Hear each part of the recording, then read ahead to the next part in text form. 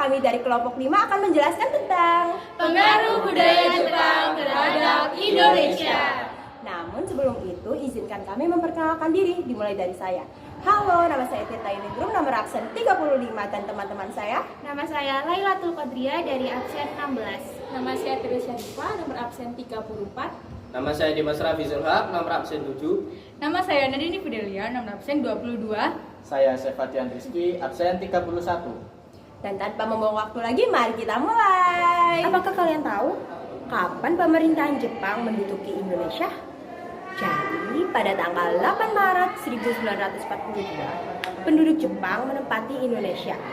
Hal tersebut bertepatan dengan penandatanganan Perjanjian Kalijati yang diwakili oleh pemerintah Jepang dan pemerintah Belanda. Adapun isi Perjanjian Kalijati tersebut adalah bahwa Belanda menyerahkan seluruh wilayah Indonesia kepada pemerintahan Jepang tanpa adanya syarat, dan Jepang membangun wilayah militer di Indonesia. Dalam bidang komunikasi kebudayaan, Jepang mengizinkan bangsa Hindia Belanda untuk menggunakan bahasa Indonesia sebagai bahasa sehari-hari dan komunikasi nasional.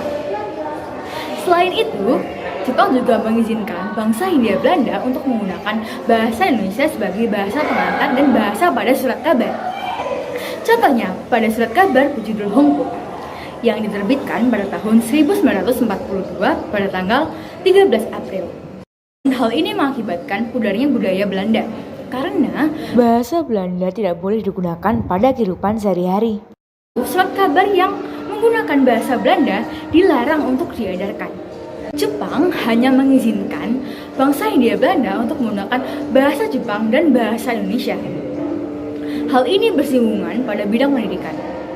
Sebagaimana bahasa Indonesia dijadikan sebagai mata pelajaran umum dan bahasa Jepang dijadikan sebagai mata pelajaran wajib. Pada tanggal 20 Oktober 1943, atas desakan tokoh-tokoh Indonesia, didirikanlah Komisi Penyempurnaan Bahasa Indonesia. Tujuan komisi sendiri ini adalah untuk menentukan kata-kata istilah modern, menyusun bahasa Indonesia yang umum, serta bahasa Indonesia yang normatif.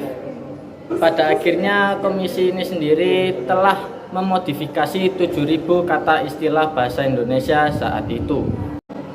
Sejak mendarat di Indonesia, Jepang terus berusaha menanamkan propagandanya kepada rakyat Indonesia untuk mempersiapkan bangsa Indonesia yang merdeka. Padahal maksud sesungguhnya adalah untuk kepentingan Jepang sendiri, terutama dalam menghadapi Perang Asia Timur Raya. Lalu taktik yang digunakan adalah mengawasi karya para seniman agar tidak menyimpang dari tujuan Jepang.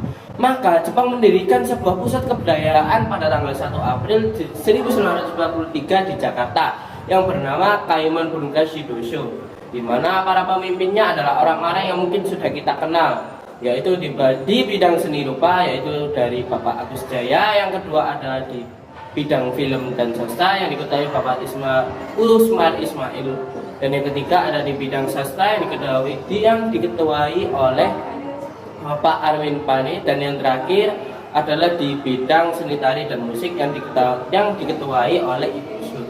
Dampak dari kebudayaan Jepang lainnya yaitu Jepang juga menerapkan tingkatan pendidikan baru. Setelah sekolah dasar 6 tahun atau yang biasa disebut dengan Kokumin-Gakko, ada sekolah menengah pertama 3 tahun dan sekolah menengah tinggi 3 tahun. Di masa pendudukan Jepang, pendidikan tingkat dasar hanya ada satu macam, yakni sekolah dasar selama 6 tahun. Anak-anak pribumi dari keluarga miskin yang sebelumnya tidak berhak untuk sekolah jadi mengenyam pendidikan yang sama dengan anak bangsawan dan keturunan Belanda. Selain itu, dampak dari kebudayaan Jepang lainnya yaitu Jepang memperkenalkan sistem Nippon Seishin dan memperkenalkan juga kegiatan upacara sekolah. Pelatihan ini ditunjukkan agar siswa memiliki semangat Jepang atau Nippon Seishin. Mereka juga harus menyanyikan lagu kebangsaan Jepang Kimigayo, melakukan penghormatan untuk kaisar ke arah Tokyo, menghormati bendera Jepang Hiromaru, dan gerak badan Kaiso. Seperti yang kita ketahui, setiap di hari Senin atau hari-hari besar lainnya, kita sebagai siswa dan rakyat-rakyat lainnya melakukan kegiatan upacara yang berasal dari kebudayaan Jepang. Dampak negatif di bidang budaya. Yang pertama adalah pelarangan terhadap buku-buku berbahasa Belanda dan Inggris yang menyebabkan pendidikan yang lebih tinggi terasa mustahil.